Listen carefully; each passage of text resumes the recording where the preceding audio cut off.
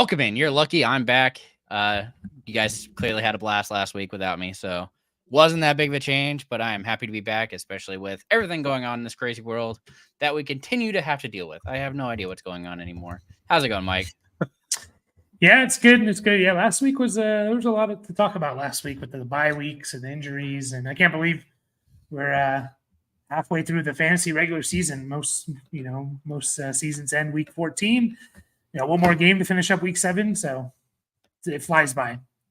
Yeah, and I mean, surprisingly, no buys this week. Don't know why they did that. They just don't care about anybody who plays fantasy, clearly, which is completely fine, but it's rough. I don't appreciate it whatsoever. But there is a game tonight, allegedly. I'll believe it when I see it. But more importantly, man, the Chargers just breaking my heart game after game, over and over again. How we going to deal with this? Just kind of used to it by now, Against the Chiefs, they seem to have, obviously they have everyone's number. So I think they've only beaten them once in the last 6 times. It's unfortunate, that's for sure. Yeah, and Eckler looked like he got hurt again. You actually saw Quentin Johnston actually do something. Had a couple of targets. That was impressive. Palmer is actually looking really good. Yep. But nobody cares. We're going to get into waivers because that's what people came here for. We'll start off with quarterback like we always do. And my favorite this week is actually Zach Wilson. 5.6% rostered, widely available, gets the Giants. Coming off a bye. I know you're terrified of it. I am too. I completely understand. But versus the Chiefs, had a really good game. Played Denver, had a drop, had no idea what happened there. Week 6 against Eagles, no idea what happened there. But 19.2, 8.56, 10.94 fantasy points in those 3 weeks. I get it. I understand why you're worried. But this week, they get the Giants. Next week, the Chargers. Week after that, the Raiders. Mm-hmm. Our Chargers, they told us last night, the 31st ranked defense for how much we paid for it. That's really frustrating.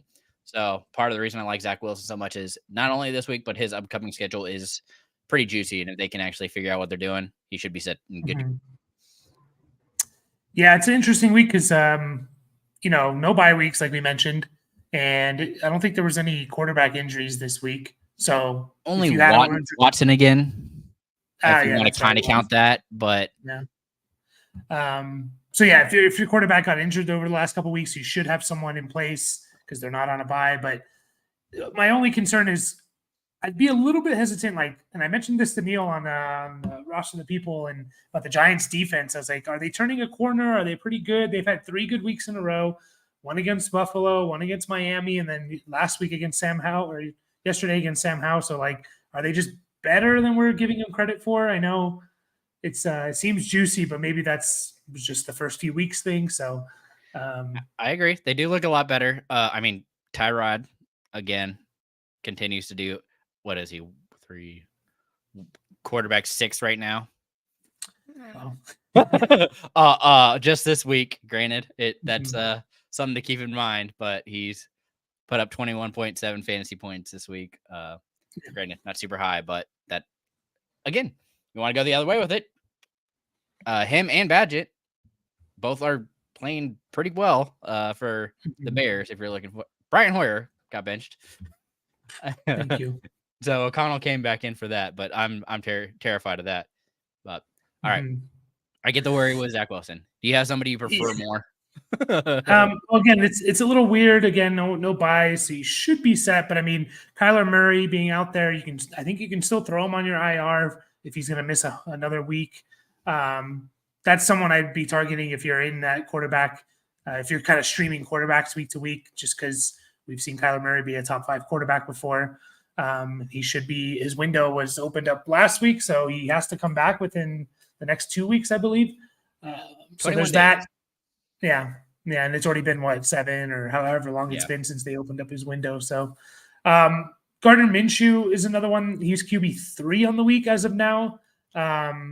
He's shocking everybody in that game. It's so annoying.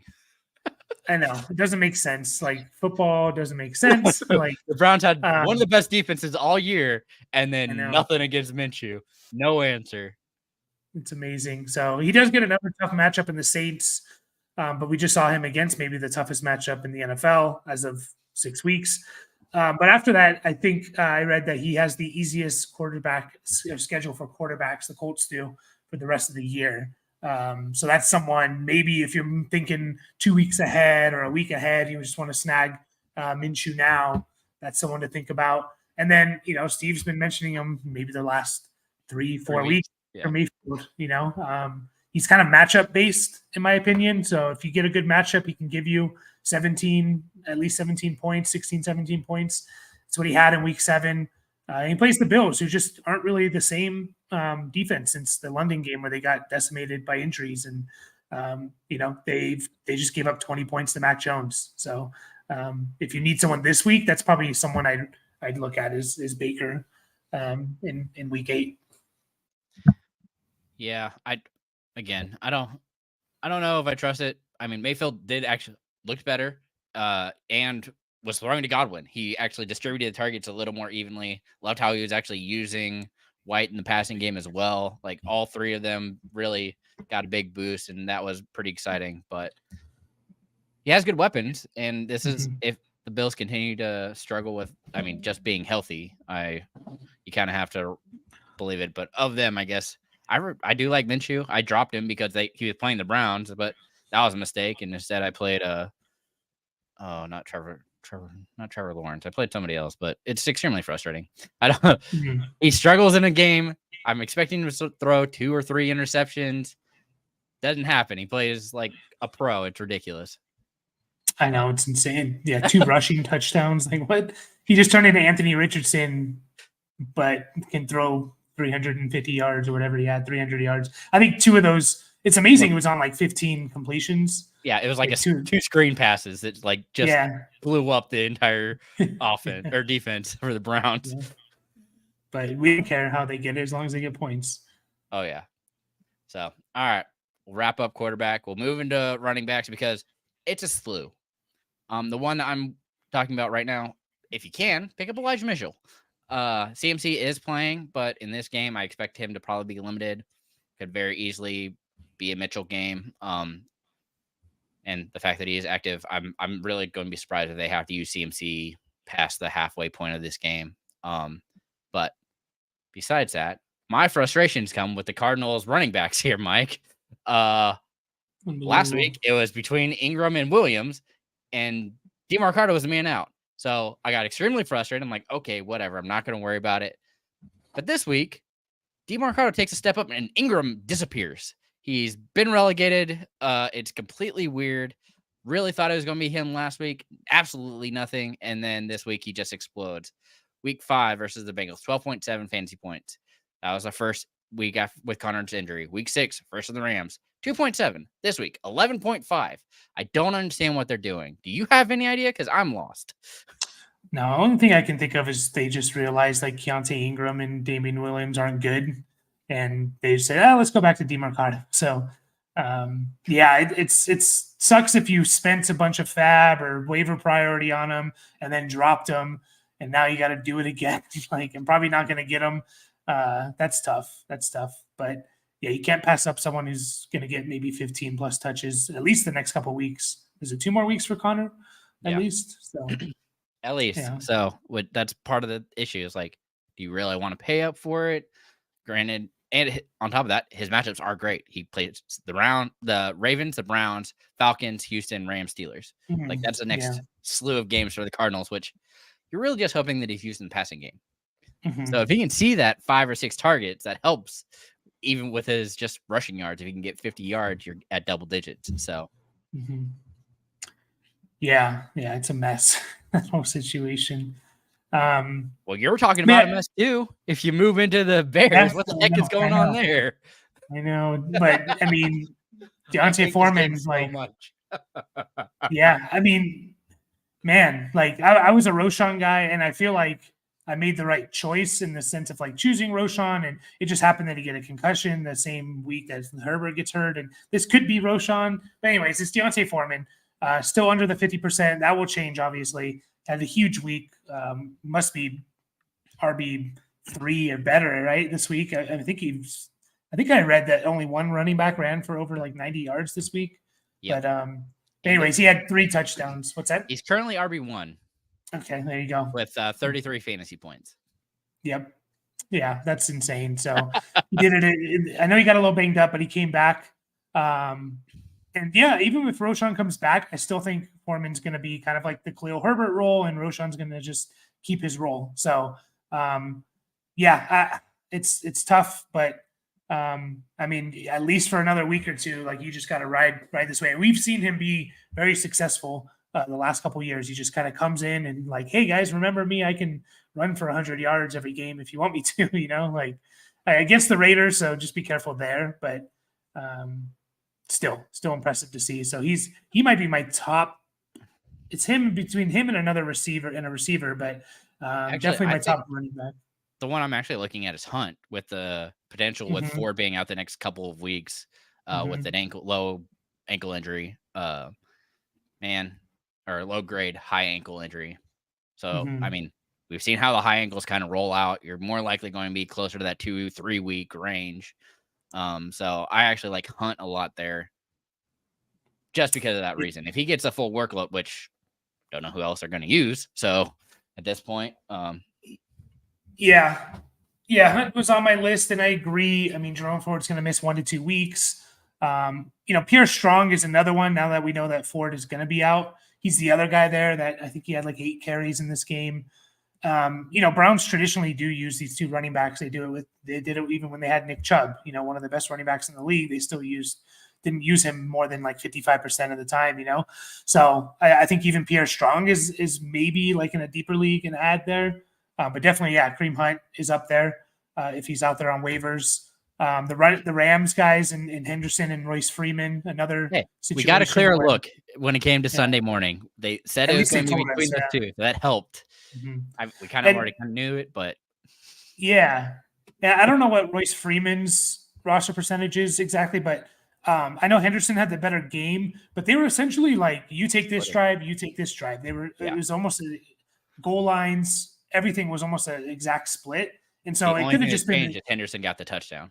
Exactly. So the drive, the drive he was in, it was a more successful drive for the Rams overall. And that's why he had a bigger game. So I think Royce Freeman, if they keep that up, could actually be, he's going to have weeks where he's the better player in terms of fantasy. So I like both those guys. I mean, you got to put them on your roster. Chuba Hubbard coming off a bye. Some people dropped him. Miles Sanders, lingering injury. He's looked better than Miles Sanders this year, maybe because of the injury to Sanders, but he had 16 points in week 6. So I think he deserves to be on rosters. And then we got to say Tajay Spears, right? Like every week until it comes true, I guess. Yeah. But just a high-end handcuff if you have space. And if they continue to float out that they're trying to trade Henry, I mean, you might as well just hope for it. Oh, for sure. If that happens, you're going to be sitting on a gold mine if you have both Henry and Tajay, because that's going to be a good 1-2 for you.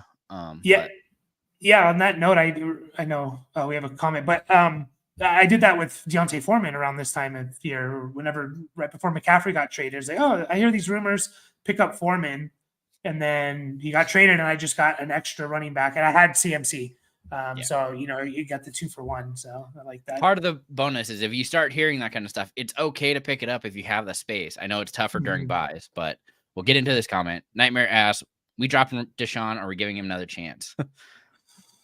Man, I think I'm dropping him. Like, I don't think he's ever going to be healthy this year with that shoulder injury. Sounds like it's like a thing that you need surgery on, or like Anthony Richardson just had. Yeah. I don't understand why I do, because he didn't play last year. They're in the hole on him. I understand why they're trying to get him out there, but you should have just not played him this week. Well, if you were the Deshaun manager, the hope was really that when Nick Chubb went down, it would be more of a passing offense, and that just hasn't been the case. And I don't think it will be at this point. No. Yeah. I mean, this offense can clearly strive using the run game, which is what their bread and butter is. So there's no reason to really get away from it when they're having that much success. Part of the reason I love Ford so much this week is a great matchup. And if had he not had an injury, probably would have been one of the top 5 running backs. The only thing I would say on that is like it depends on when your QB buy is, because he's obviously not your starter. He's your backup. So if you need a fill in the next couple weeks, then yeah, you're dropping him for someone you can actually play. Yeah, I feel like the big buy is in like 2. I think it's week 9 or 10. Yeah, I think it's 10. I think it was 7 and 10 were the big ones. Porter hopping in here. Welcome in. Down 5, facing Greg Joseph. I have a flex spot, half PPR. I have Mitchell, but good go get Ray off. No. If you're actually looking at anybody, I'm going with Juwan Jennings.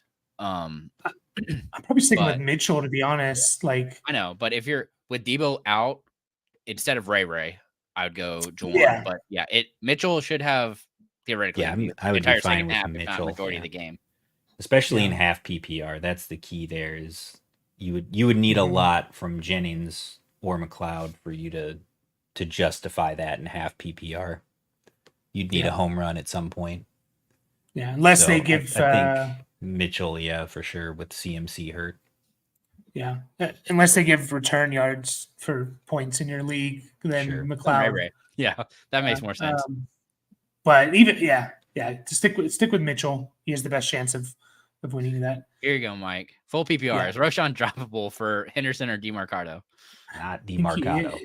Not DeMarcado, but I would do it for Henderson. Yeah, I mean, just because it's a better offense. I think that's really the big difference is you want to attach yourself to a good offense that is going to be able to run the ball. Yeah. And they had success doing it. They've done it all year. I mean, that's part of the reason Kyron was so successful is Stafford is really hurting because they aren't passing touchdowns. They're getting to the one and unable to pass it in, so they're running it, which is helping the running backs.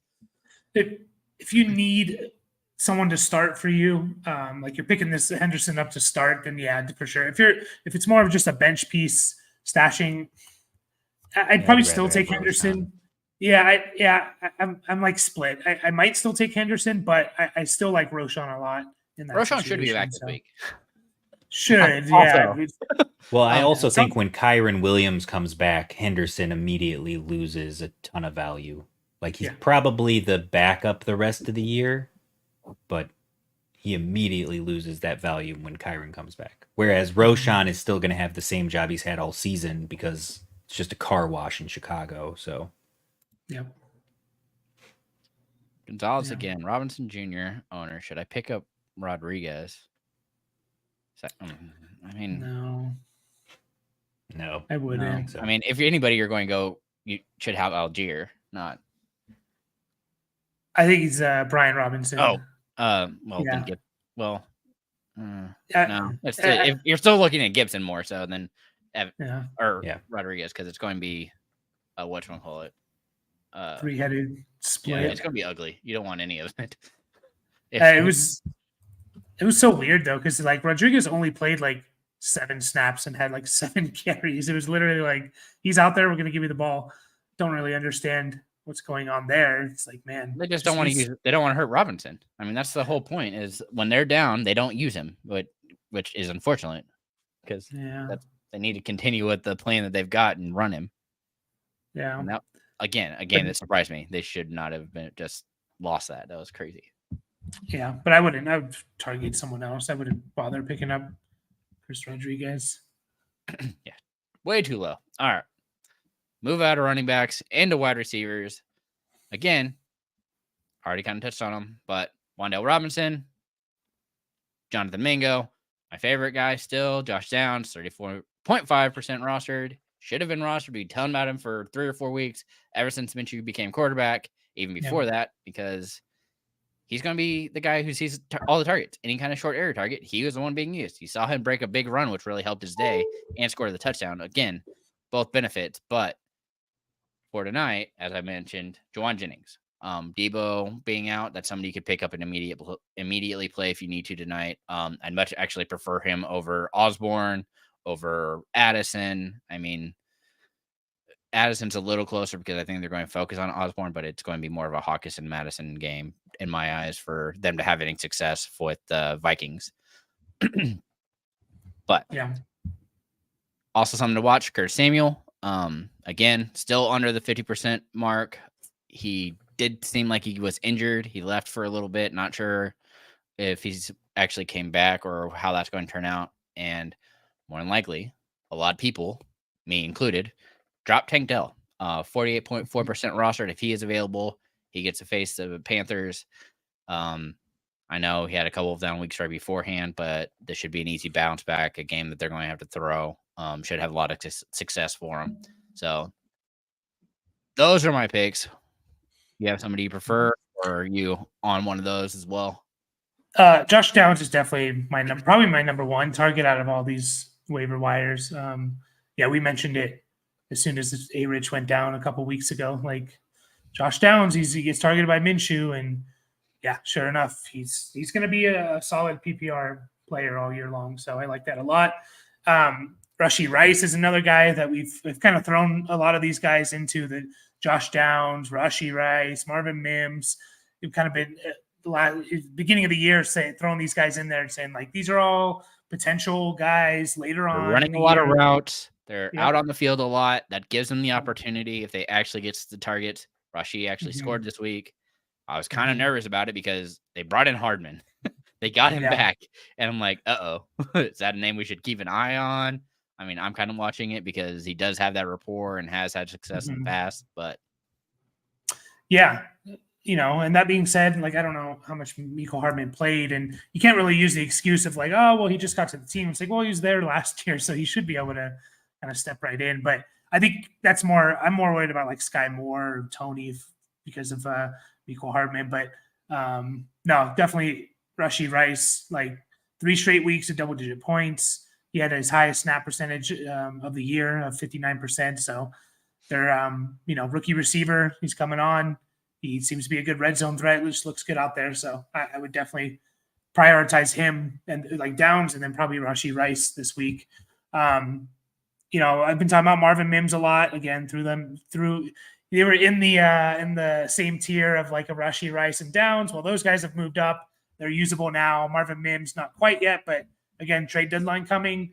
All these rumors swirling around the Broncos trading their guys. So if Judy or Sutton goes, Marvin Mims, I think could be a play this year. So if you can hold him off for one more week, by trade deadlines next Tuesday. So if you can do it for one more week, do that. And then Demario Douglas, another rookie that he played 100% of the snaps for the Patriots. He's a good player. He has some speed. A lot of people liked him coming out of college. So I think he had like 4 for 50 or something. But if he's going to be out there 100% of the time, rookie receiver could kind of start making some plays and potentially be start worthy as we progress along in the season. But yeah, definitely Downs and Rashee Rice and Tank Dell if he got dropped. Yeah, and I like Demario as especially a deeper league because, like you said, he is playing a lot. He's been coming on slowly and has done well with the team, which had their best week this week. The other surprising fact of this is Hunter Henry is getting mixed in with everybody else. He's become a slew of whatever tight end they have there with Gesicki and who's the other just trash tight end that they throw out? I forget the name. Pharaoh Brown. Yeah, who's had like 2 big catches the last 2 weeks. What the heck? I of course should have known that one because Downs over Amari Cooper and PPR at this point. Yes, I mean, not if you're dropping. Starting, I assume that you're not going to drop Cooper, right? Yeah, I wouldn't like Cooper, but no, I wouldn't drop Cooper for Downs. You can drop somebody else for Downs, but playing moving forward, I trust Downs more because, especially now with the running game going, this is starting to become a team that, Jordan, if you're listening, the Colts are looking better than I expected them to, because of Minshew. And Shane Steichen, it's he solved the Cleveland Browns defense, continues to blow everybody's mind when he does it. It's crazy. But all right, we'll get out of wide receiver, move into the position that was actually very consistent this week. A lot of people did very well. It wasn't a garbage heap like we're used to. It was pretty impressive. Granted, it was tight end day yesterday or whatever, tight end weekend. I don't know. The whole thing was very confusing to me. Don't understand why they make these things up. But all the people that performed should have performed as expected with Kelsey, Waller, Andrews, Goddard, Hill. Geez. I mean, Kincaid. All these players did very well this week. And it seems like Knox is actually taking a step back and is dealing with injury. So with this in mind, still, we're going to throw out the names. Johnny Smith, Logan Thomas. Again, staples that should be over 50% rostered, aren't there yet.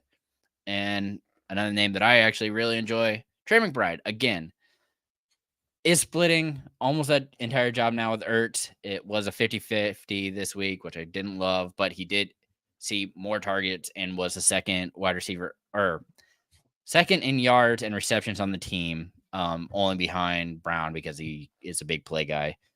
So no surprise there. Also, the fact that Jeff Swaim is seeing usage is really annoying. I don't understand why. What is it with these teams and playing all three tight ends? I get it with us because Parham continues to get hurt. And like, I thought he again had another concussion yesterday, but he ended up playing after that. And I just don't understand why. One to block, one to catch. I understand that, but all three, no idea. Yeah, I know it is frustrating. Just use one guy. I know it's part of their schemes and stuff, but we talked about trades and stuff like that. Like, why are the Cardinals? What's their incentive to keep Zach Ertz? Like, trade him to if you can and get something for him. And there you go, Trey McBride, who I really like too. So as long as Ertz is there, it's hard to justify picking him up or starting him. But if Ertz gets hurt or traded, definitely I like Trey McBride. You mentioned him, Dalton Kincaid, best week of his career, 8 catches, 75 yards with 8 for 8 in targets and catches. Maybe rookie breakout coming.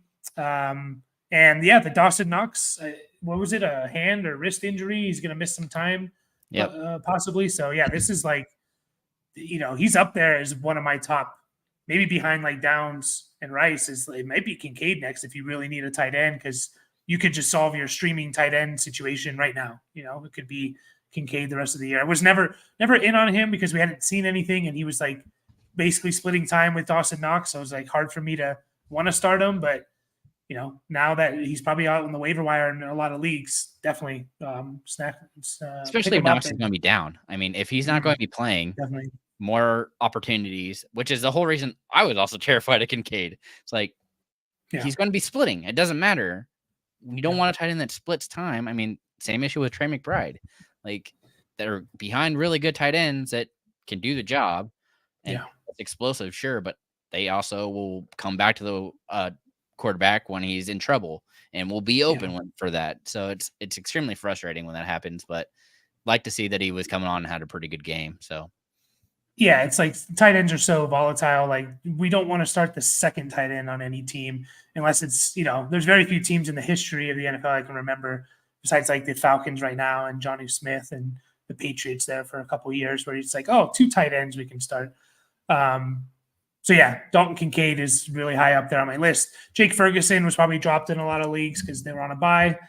If there's no other better options out there, pick him up. He's still producing.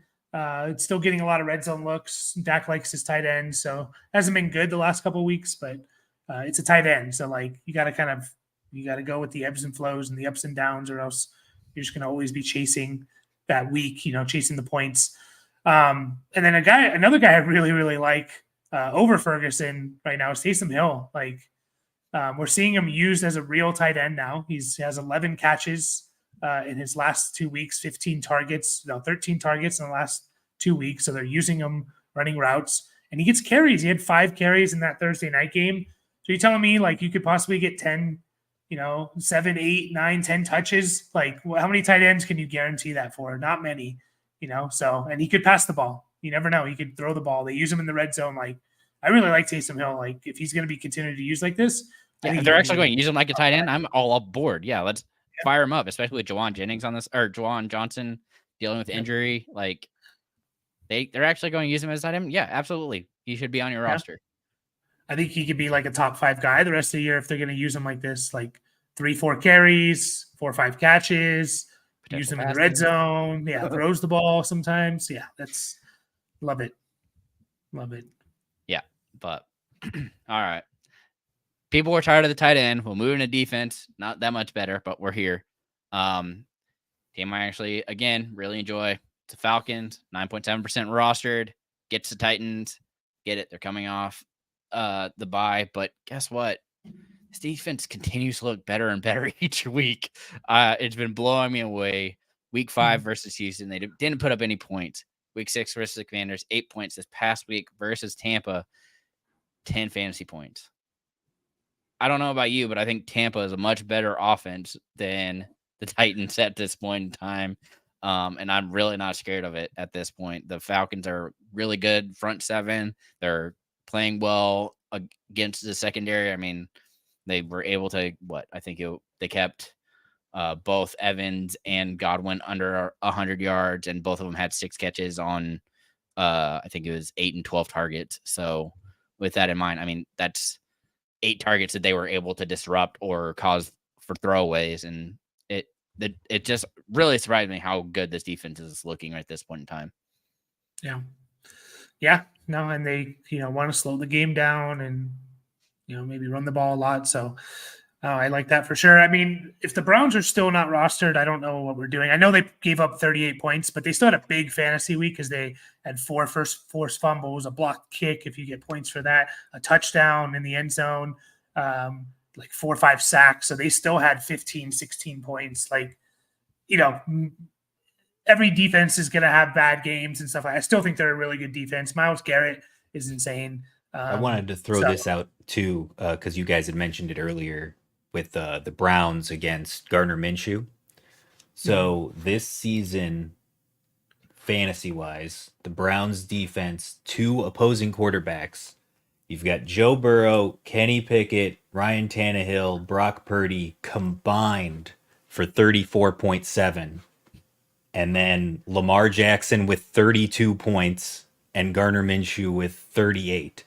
So it's something about the mobile QB that they seem to have an issue with in terms of containing, but the passing game they're okay with. If it's a pocket passer, then it's a tough matchup. But if they're a mobile QB, I'm fine rolling them out against the Browns. Yeah. Yeah. And again, like, it's impressive to give up 38 points and 400 yards and still have like a big fantasy game for a defense. Like the fact that they did that. So they get the Seahawks next week. Not really afraid of that. And, Geno can move, but he's not super mobile. I don't know. I never thought Gardner Minshew was super mobile either. Cardinals, they get the Cardinals after that. Yeah, Dobbs can move, but I still start the Browns. Then they get the Ravens if you want to move on from them after that week. But then after that, Steelers, Broncos, Rams, like they have a really nice schedule. Bears in the playoffs. If we're looking ahead to the playoffs, they get the Bears, Texans, and Jets. Like if I don't know what's a better schedule. I mean, we'll see with the Texans, but so yeah, if the Browns are out there, pick them up. Jets maybe drop during the bye week. Still think they're a good defense. They get the Giants in week 8. Should be pretty good. And then the opposite side of that game, the Giants. If they've given up, they've scored 12, 5, and 14 points. 2 of those 3 games included the Bills and Dolphins. So they play the Jets. I think there's plenty of streaming options this week. I think my only trepidation there is history would tell us that game is either going to be 9-6 or 39-42. It's 2 bad teams going up against each other. So historically speaking, that's kind of how it works out. Yeah. I will throw out the one that you guys will always refuse to, and that's totally okay. I'm going to say the Chargers playing the Bears just because they've had at least 5 points in every week since week 2, which isn't terrible. And the Bears have given up double-digit weeks to the Packers, the Bucks, the Broncos, and the Vikings. I mean, those are not good defenses, and they're having great weeks against the Bears. Okay? So if you need to stream somebody, Chargers should be widely available, and I'd be okay with it. Yeah. I'm not I'm probably not going to. I know you two will never trust it. I totally get that. Understandable. Yeah. I'm just saying, like, there's against the Bears. That's the only reason I would suggest it. No, that is true for sure. I mean, and it's going to be Badgett again, so Badgent or Bajent? I always forget. Badgent, right? I think it's Badgent. I go with Bajent, but I have no idea. Okay. Well, Bajent I'm or Badgent? hoping I don't have to learn it, and it just is Yeah. Fields when he comes back. That's all I care about. Travis. Yeah. So let's call him Travis. Yeah, just call him Travis. So I don't hate that. I really don't, and I feel like, and I'm just double. No, checking. you hate it. It's okay. I understand. It's fine. Well, I get why. I was gonna say I feel like the Chargers have actually been better against the run this year. So if they can maybe shut that down, because of Murray. Somehow Murray yeah. has figured out how to stop the run, and then I don't know how to say the last name. Tua. Yeah, USC, the rookie. Yeah. Yeah. Been playing very well. Both of them have done a very good job at stopping the run or getting into that backfield and just disrupting, while Boza cannot do anything. Yeah. We pay this guy so much money, and I hate it here. I know. No running back has had over 100 yards against the Chargers. So, I mean, Henry and Tajay Spears ran for over 100, almost 130, which was probably their worst game. Madison had 93. But other than that, they've done a pretty good job. And they played, Josh Jacobs. Yeah, but Tony Pollard, Pacheco, Mostert. So they've had some. So if they can shut down the run and, force Bajent or Badgent to beat you, then yeah. I don't hate it. I'm not going to do it, but we got to be fair to everyone listening. Yeah, it's going to be 40-40. Okay, we're going to see a high-scoring game here. It's going to be ugly. Nobody wants to watch it. Yeah. So, but we get to watch it either way because it's Sunday night. Enjoy. Yeah, it's Sunday, and we have a bad Monday night game. Aren't the Raiders on Monday night? What's going on? I hate it here. Flex it out. But all right. Flex that Bears Chargers game to 3 a.m. on Monday. Just get it completely out of prime time. Who thought that was a good idea? Yeah. Like, because they I have no idea. They had to be some kind of obligation, like, oh, you have to have at least one NFC North appearance by the Bears at some point on one of these. I guess. Yeah, they want that Chicago market. That's it. Oh, the Lions are on. The Lions are the Monday night game, so they're on there too. They're going to crush the Raiders on Monday night. They get an extra day to prepare and take their frustration out on Las Vegas before their bye week. That's nice. Who, for some reason, want to start Brian Hoyer? Like, I don't know. I don't want to get into it. I don't know what they're doing. No, nobody knows what they're doing. All right. With that in mind, we're going to wrap up.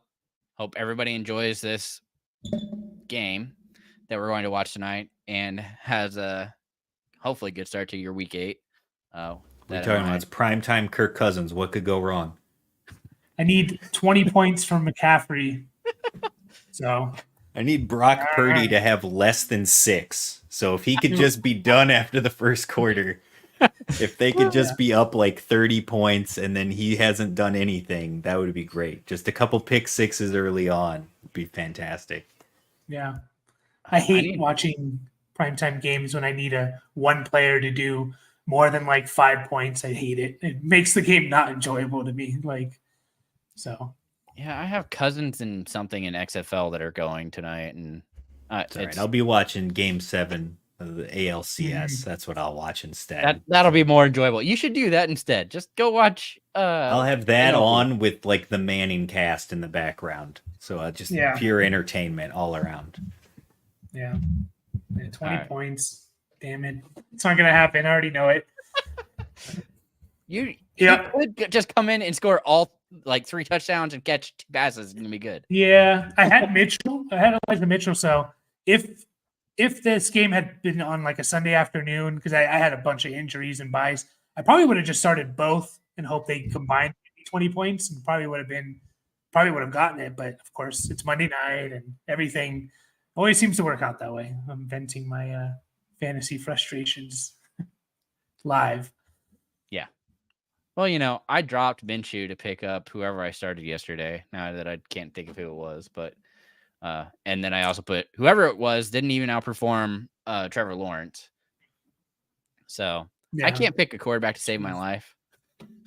Quarterbacks have been bad this year. Like, I'm glad we got Mahomes and Lamar big weeks. Like, man, they've been really, really bad quarterbacks. And not to drag this on, but I have like a dynasty team where like the top 2 teams in this league are starting like Baker Mayfield and Josh Dobbs. That's just how bad like the quarter. Like it doesn't matter. It doesn't matter who's your quarterback. Like everyone's kind of sucking. So yeah, it's been tough. Yep, that's me. 6-1 with Baker Mayfield, baby. Tried to tell you. Tried to tell you. It's working. Like especially this year. This is the year to not have a great quarterback. Yeah, this is the one year I'm like, when I look at my expert stuff come up, the only thing that's red every time has been quarterback. I'm like, I suck at this. I don't know what is going on. I cannot pick quarterbacks and where they're supposed to be ranked every week. Yeah, maybe we need to go more on like less on streaming. Like, oh, this guy's been good, and just strictly matchups. Like who has the good matchup. And I know we tend to do that, but also we can get blinded. Oh, Sam Howell's QB9 this year. It's like, yeah, he hasn't been playing like that. In real football, like he really hasn't. It's been ugly, but all right, everybody go enjoy your games. We'll get out of here. And I guess we have Making the Cut tomorrow. Enjoy that. If you're into guillotine leagues, that's our big plug. Join our Discord. Link is in the show notes, or link is in the comments, I'm sure. And yeah, it's in the description. Perfect. So that in mind, remember, keep up the nonsense.